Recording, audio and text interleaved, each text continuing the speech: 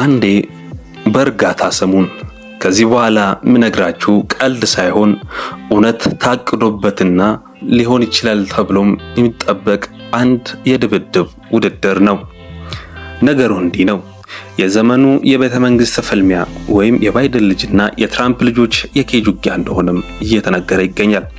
አሜሪካ የ25ኛ ዓመት የነጻነት በዓሏን ለማክበር በሚያዝያ ወር ዋዜማ ላይ በምትገኝበት በዚህ ወቅት በሀገሪቱ ታይቶ የማይታወቅ አንድ ፍልሚያ ሊካሄድ እንደሚችል እየተነገረ ነው። ይኸውም አሁን በስልጣን ላይ ያሉት ፕሬዝዳንት ልጅና የቀድሞ ፕሬዝዳንት ልጆች በብረት አጥር ውስጥ የሚያደርጉት የድብድብ ፍልሚያ ጥሪ ነው።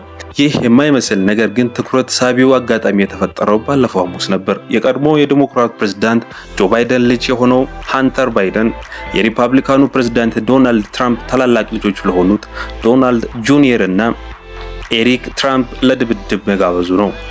ሃንተር ባይደን እንደተናገረው የግራ ዘመም የማህበራዊ ሚዲያ ተንታኝ የሆነው አንድሪው ካላጋን ስልክ ደውለው እንዲህ አይነቱን ፍልሚያ እያዘጋጀ መሆኑን ገልጾለታል።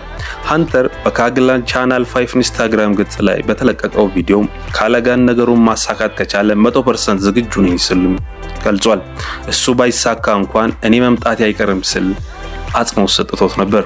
ስለ ጉዳዩ ከትራምፕ ድርጅቱም ሆነ ከዋይት ሃውስ እስካሁን የተባለ ነገር ባይኖርም ይህ ፍልሚያ መቼ ወይም እንዴት እንደሚካሄድ ግልጽ ባይሆንም ዋይት ሃውስ ግን የአሜሪካን የ25ኛ ዓመት ነጻነት ክብረ በዓል በምታዘጋጅበት በሰኔ 14 ቀን የተመሳሳይ UFC ተዋጊዎች የሚሳተፉበት ስፖርታዊ ውድድር እንደምታዘጋጅም ይጠበቃል። ፕሬዝዳንት ባይደን በ2020 ምርጫ ትራምፕን አሸንፈው ወደ ስልጣን መምጣታቸው ይታወሳል። ይሁን እንጂ ትራምፕ እስካሁን ድረስ ምርጫው በስርቆት የተሞላ ነበር በማለት የሐሰት ክሱን ሲያቀርብ ቆይቷል። አሁን በልጆቹ መካከል የተነሳው የድብድብ ዛቻ እንደ አውሮፓውያኖቹ አቆጣጠር በ2023 በቴክኖሎጂ ዓለም ግዙፍ ባለሀብቶች በሆኑት ማርክ ዙከርበርግ እና ኤሎን መስክ መካከል ሊካሄድ ታስቦ ሳይሳካ የቀረውን የኬጅ ፍልሚያ ያስታውሰናል። የአሜሪካ ፖለቲካ እንዲህ አይነት የደም መፋሰስ ፍጥጫዎች ሲያስተናግድ የመጀመሪያው አይደለም። እንደ አውሮፓውያኖቹ አቆጣጠር 1804 በምክትል ፕሬዝዳንት አሮን በር እና በቀድሞው የገንዘብ ሚኒስትር አሌክዛንደር ሃሚልተን መካከል የተደረገው ታዋቂው የሽጉጥ ፍልሚያ የሃሚልተንን ሕይወት ሲቀጥፍ የበርን የፖለቲካ ጉዞ ለዘላቂው እንዲያበቃ አድርጓል።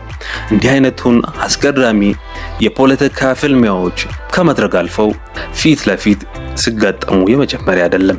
ትኩረት ሳቢ የሆኑ መረጃዎችን ሲፈልጉ ይህን ቻናል ሰብስክራይብ ማድረጉን አይርሱ።